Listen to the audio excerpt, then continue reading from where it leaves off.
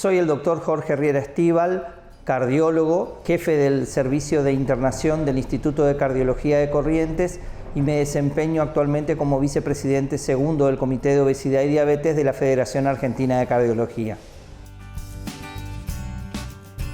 La obesidad se define como un aumento en la cantidad de tejido graso corporal, pero ese tejido graso corporal no es únicamente un problema por la cantidad en sí, sino por la disposición.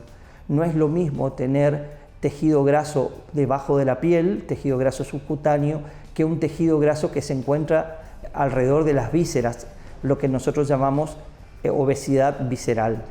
Esa obesidad visceral tiene un tejido que por característica es un tejido graso que está fuera del lugar y eso le confiere una característica que lo hace mucho más agresivo. ¿Por qué? Porque se transforma en un verdadero órgano endocrino que libera diferentes sustancias que generan inflamación en todo el cuerpo y que predisponen a otro tipo de enfermedades como por ejemplo la diabetes.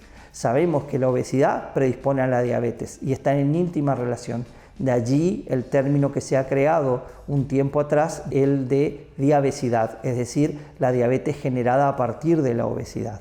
Pero puntualmente el tejido graso visceral es el que predispone mucho más al desarrollo de diabetes. ¿Y cómo lo medimos? Con parámetros muy sencillos, como por ejemplo el perímetro de cintura.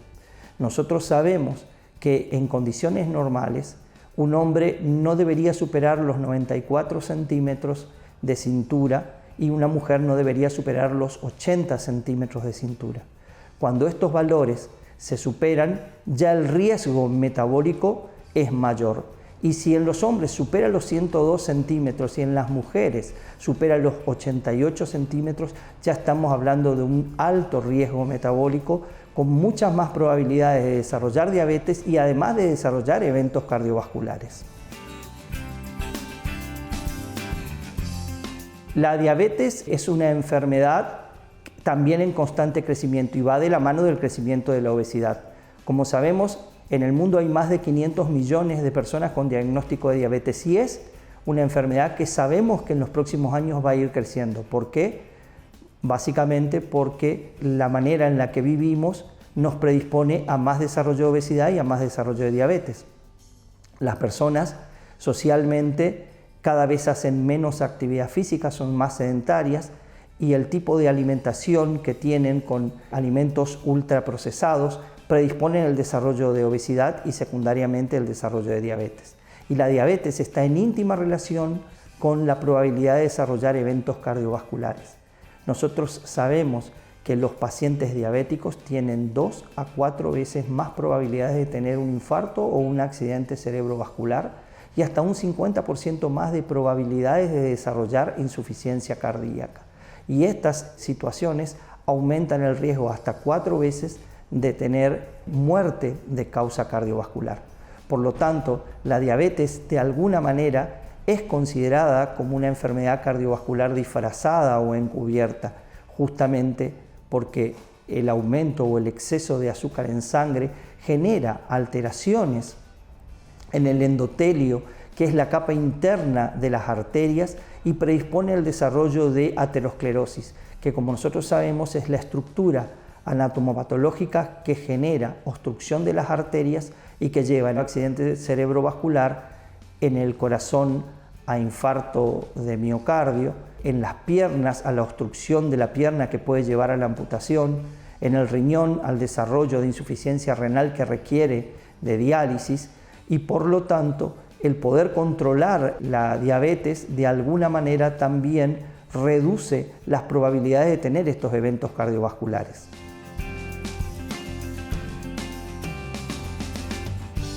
Tanto la obesidad como la diabetes son 2 enfermedades metabólicas.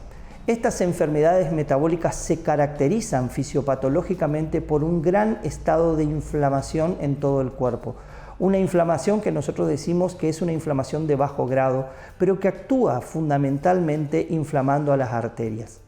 Esta inflamación de las arterias produce una alteración en la permeabilidad de las paredes de las arterias, lo que genera secundariamente el paso de diferentes elementos, dentro de ellos sobre todo colesterol, que es la base anatomopatológica del desarrollo de las placas de aterosclerosis. Y esas placas de aterosclerosis pueden alterar arterias de pequeño calibre, a lo que nosotros llamamos enfermedad microvascular, o arterias de calibre mayor, a lo que nosotros llamamos enfermedad macrovascular. Los ejemplos característicos de las lesiones microvasculares son el compromiso aterosclerótico de las pequeñas arterias de la retina, que es muy común en pacientes diabéticos y que afecta la capacidad visual de ellos, pudiendo llegar hasta la ceguera en pacientes diabéticos, lo que lógicamente altera de manera severa su calidad de vida. Y el otro ejemplo también es en las pequeñas arterias a nivel renal, que altera la capacidad de filtro que tiene ese órgano, produciendo como primer medida la pérdida de proteínas por la orina y secundariamente una alteración en el funcionamiento de la misma, que termina muchas veces con la insuficiencia renal crónica que necesita de diálisis, siendo la diabetes la causa principal de diálisis en la Argentina y en el resto del mundo. Y la nefropatía diabética, una de las causas más frecuentes de la necesidad de trasplante renal. Por otro lado, a nivel macrovascular, afecta las arterias del cerebro, aumentando el riesgo del desarrollo de accidente cerebrovascular, que como nosotros sabemos es una de las 3 causas principales de muerte en el mundo, pero es la causa principal de discapacidad. Por lo tanto, la diabetes, al predisponer el desarrollo de accidente cerebrovascular, también predispone el desarrollo de discapacidad relacionada con las secuelas de un accidente cerebrovascular.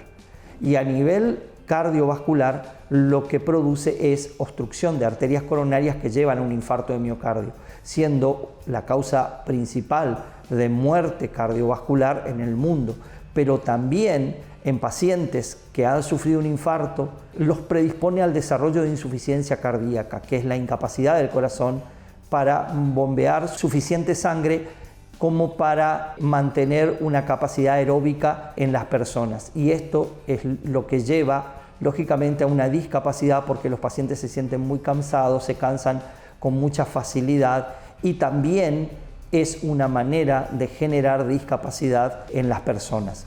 La diabetes, entonces, podemos entenderla como una enfermedad que aumenta el riesgo de muerte, pero también que aumenta la discapacidad en las personas.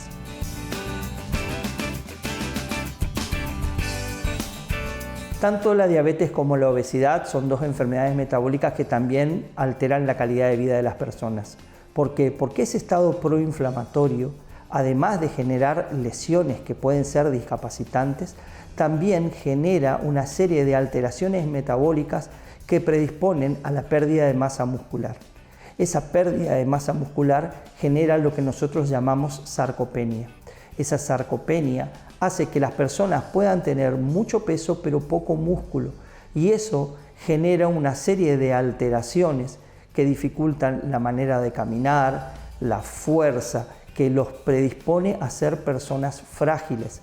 Esa fragilidad aumenta el riesgo de desarrollo de fracturas, por ejemplo, que pueden lógicamente alterar la capacidad de movilización y la calidad de vida de las personas.